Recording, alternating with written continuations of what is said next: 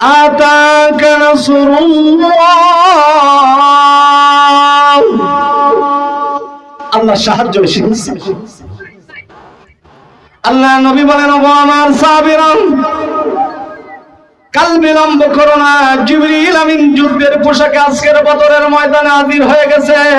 ঘোড়ার পিঠে আরোহণ করতেছে, ডান হাতে তরবারি নিয়ে আজকের যুদ্ধের ময়দানে মহড়া দিচ্ছে। আমার দৃঢ় বিশ্বাস, আল্লাহর পক্ষ থেকে সাহায্যের বাণী দ্বারা আজকের বদরের ময়দানে নেমে যাবে, আর কাফির মুশরিকেরা পিছনের দরজা দিয়ে পালাতে বাধ্য হবে।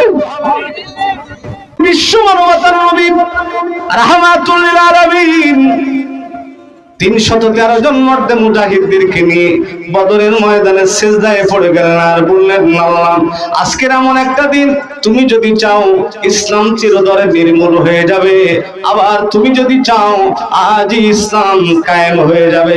ওগো আল্লাহ, আমি মাক্কি জীবনে 13টি বছর মার খেয়েছি, কাফির মুশরিকদের নির্যাতনের স্টিমুলারে নিষ্পেষিত হয়েছি।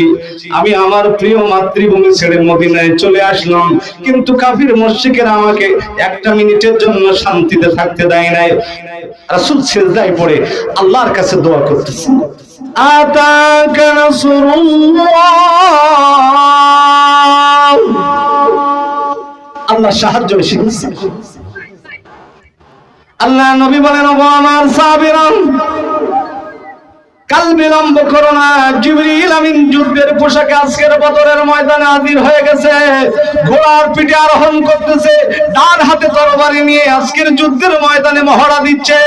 আমার দৃঢ় বিশ্বাস, আল্লাহর পক্ষ থেকে সাহায্যের বাণী দ্বারা আজকের বদরের ময়দানে নেমে যাবে, আর কাফির মুশরিকেরা পিছনের দরজা দিয়ে পালাতে বাধ্য হবে। ঠিক এমন সময় আল্লাহর নবী সাহাবা আজমাইনদেরকে বললেন, ও আমার সাহাবীরা, কাল বিলম্ব করো না। 17ই রমজান বেলা 11:30টার সময় বিশ্ব নবী আমার সাহাবা আজমাইনদেরকে বললেন, ও আমার সাহাবীরা, ইফতার করো। বিশ্বনবী বদরের ময়দানে নিজে ইফতার করলেন বেলা 11:30টার সময়।